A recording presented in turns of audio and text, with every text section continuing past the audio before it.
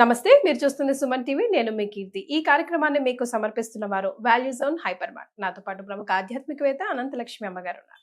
నమస్తే అమ్మా. నమస్తే తల్లి. అమ్మ, ఆడవాళ్ళు బొట్టు పెట్టుకోవడం కంపల్సరీయా? ఎందుకు? మీ అడిగిన ప్రశ్న సగమే ఉందమ్మా. బొట్టు అందరూ పెట్టుకోవాలి, అంటే ఆడ మగ తేడా లేకుండా. ఆడ మగ లేకుండా. అయ్యో, ఆడవాళ్ళే పెట్టుకోవట్లేదు, ఇక మగవాళ్ళు ఎక్కడ పెట్టుకుంటారు? ఎందుకు పెట్టుకోవాలో తెలియకపోవడం వల్ల పెట్టుకోవటంలా. ఓ, మామూలుగా అయితే ఏం చెప్తారంటే, మేము సనాతన ధర్మంలో ఉన్నాం, ఇది కొంచెం విశాలమైన ఆలోచన, దాన్ని కొంచెం సంకుచితంగా చేసుకుంటే మేము హిందూ మతంలో ఉన్నాం, ఇలా అందువల్ల ఉన్నామని. అది కానే కాదు. లేదు మేము దేవుణ్ణి నమ్ముతున్నాం అనడానికి నిదర్శనం అంటారు, అది కూడా ఒకటి. కానీ అసలు విషయం అది కాదు. బొట్టు ఎక్కడ పెట్టుకుంటాం మనం? కనుబొమ్మల మధ్య పెడతాం. కనుబొమ్మల మధ్య సరిగ్గా ఎక్కడ పెడతాం? పెట్టడానికి ఒక ప్రదేశం ఉంది దానికి. అది ఎక్కడ అంటే, కనుబొమ్మలు ఇలా కలుస్తూ ఉంటే ఈ కలిసేటటువంటి ప్రదేశం ఇలా తీస్తే ఈ మధ్యలో ఎక్కడ ఉందో అక్కడ, ముక్కు దగ్గర నుంచి ఇట్లా తీస్తే ఈ రెండు ఎక్కడ కలుస్తాయో సరళ రేఖలో అక్కడ పెట్టాలి. అక్కడ ఏముంటుందంటే ఆజ్ఞాచక్రం ఉంటుంది. ఆజ్ఞ అంటేనే కమాండ్ అని అర్థం. ఈ ఆజ్ఞాచక్రం మన శరీరంలో ఉన్న 72,000 నాడుల మీద ఆధిపత్యం కలిగింది. ఆఖరికి ఇంగ్లీష్ లో కూడా దీన్ని ఆజ్ఞ అని అంటారు, లేకపోతే బ్రో సెంటర్ అంటారు, కానీ దీనికి సమానార్థకమైనటువంటి పదం వాళ్ళకి ఇంకోటి. అంచేత ఇక్కడ ఎప్పుడైతే దీన్ని ప్రచోదన చేస్తామో మన శరీరంలో ఉండే 72,000 నాడులు చురుకుగా పనిచేస్తాయి. ఎందుకు పనిచేస్తాయి అంటే, సరిగ్గా ఇలా గనక మనం అన్నట్టయితే ఈ మధ్య భాగంలో ఇక్కడ ఈ వేలు వాడకూడదు, ఈ వేలుతో పెట్టుకోవాలి బొట్టు. కానీ కొంతమంది ఇది కూడా పెడతారు, ఏదని ఇది మాత్రం కాదు. చూపుడు వేలు వాడకూడదమ్మా. చూపుడు వేలు పితృకార్యాలకు వాడతారు. జనరల్ గా మనం ఇదే యూజ్ చేస్తాము. జనరల్ గా అందరం ఇది వాడతారు. ఇది గంధం గంధము కుంకుమ పెట్టుకునేటప్పుడు ఈ 2 వేళ్ళు వాడతాం, ఒకటి దానికి ఒకటి దీనికి. ఇది పితృకార్యాల్లో ఈ వేలే వాడతారు. ఇక్కడ ఈ పెట్టుకునేటప్పుడు ఎక్కడంటే, ఈ కనుబొమ్మల మధ్య 2 ఉంటే ఎముక కొద్దిగా ఇక్కడ కొద్ది అడుగు వెళ్ళినట్టు ఉంటుంది, అది ఆ ప్రదేశం కరెక్ట్. అక్కడి నుంచి ఏమవుతుందంటే, సరిగ్గా అన్ని సరళ రేఖలే, మీకేమి వంకర్లు లేవు. ఇక్కడి నుంచి ఇలా సరిగ్గా వెనక్కి ఒక సరళ రేఖ గీసి ఇలా నిటారుగా కూర్చుని ఆ చిట్ట చివరి నుంచి వెన్నుపాము చివరి నుంచి పైకి వరకు ఒక సరళ రేఖ గీస్తే, ఇక్కడి నుంచి వెళ్ళిన ఈ సరళ రేఖ ఇక్కడ ఎక్కడ తగులుతుందో అక్కడ పిట్యూటరీ బాడీ ఉంటుంది. దానికి కొంచెం అటుగా పీనియల్ గ్లాండ్ ఉంటాయి. ఈ రెండు ఒక అది ఈ ఆజ్ఞాచక్రం 3 ట్రయాంగిల్ షేప్ లో ఉంటాయి అన్నమాట. ఈ పిట్యూటరీ బాడీ దీన్ని ఇంద్రయోని లేక మొదలైనట్టు అమృత స్థానం మొదలైన పదాలతో వాడతారు దాన్ని. దాని యొక్క ప్రయోజనం ఈ మధ్య కాలం దాకా మన శాస్త్రాలకి, ఆధునిక వైద్య శాస్త్రంలో దాన్ని ప్రయోజనం ఏమిటని పరిశోధనలు చేస్తూ ఉన్నారు. అది గనక యాక్టివేట్ అయినట్టయితే అత్యున్నతమైనటువంటి మేధా సంపద ఉంటుంది. కానీ అందరికీ యాక్టివేషన్ లో ఉండదమ్మా, అది ఉండదు.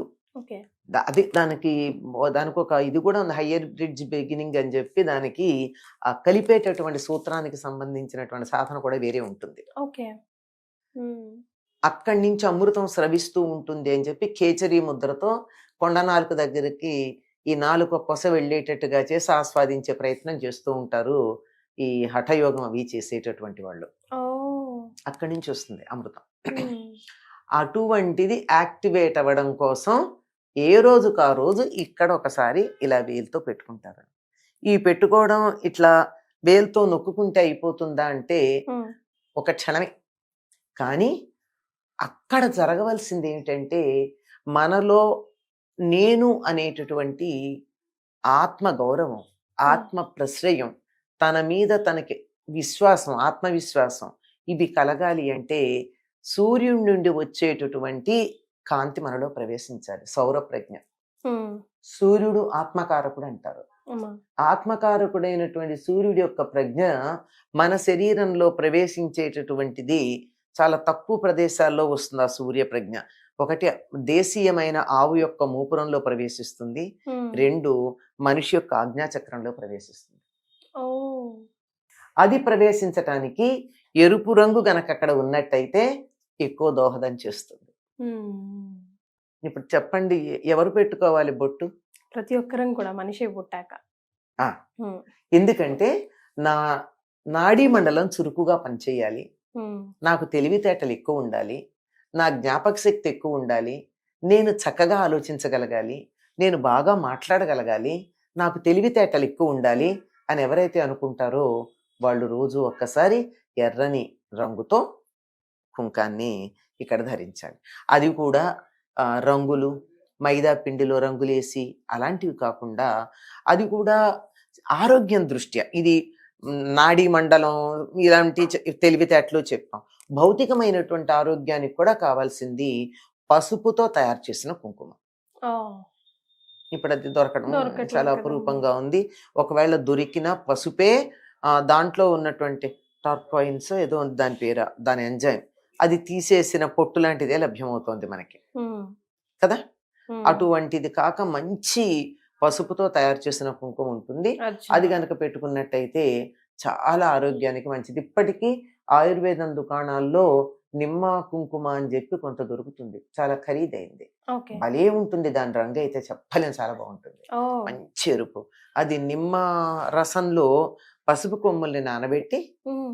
రాత్రంతా నానబెట్టి పగలు నీడ నిండబెట్టి, రాత్రంతా నానబెట్టి పగలు నీడ నిండబెట్టి, అలా మొత్తం ఆ రసమంతా దాంట్లో ఇంకేదాకా చేసి దాంతో ఇంట్లో దంచి కుంకుమ తయారు చేస్తే వచ్చేది. ఉమ్. అది ఆయుర్వేదంలో చాలా బాగా వాడతారు. దాన్ని గనక మనం ఇక్కడ ధరించాము అంటే చాలా ఆరోగ్యానికి మంచిది. ఆజ్ఞాచక్రానికి రక్షణ. ముఖం మీద ఎటువంటి ఆ, ఏది చిన్న చిన్న దోషాలు. బ్యాక్టీరియా లాంటివి ఉమ్. అలాంటివి, ఉమ్. నేను భౌతికమైన ఆరోగ్యం గురించే చెప్తాను ఇక్కడ, ఎటువంటి బ్యాక్టీరియా లాంటివి అవేమీ రాకుండా చక్కగా కాపాడుతుంది. రక్షణ ఇస్తుంది అనమాట. ఉమ్. అందుకని ఉమ్, కుంకం ధరించటం ఎవరు అన్నది మీరు ఇప్పుడు నిర్ణయించు. ఎవరు పెట్టుకుంటారు, ఎందుకు పెట్టుకుంటారు, వాళ్ళ ఇష్టం. పెట్టుకుంటే పెట్టుకున్నారు, లేకపోతే తెలియదు, వాళ్ళకి ఏం కావాలో దాన్ని బట్టి. ఎస్.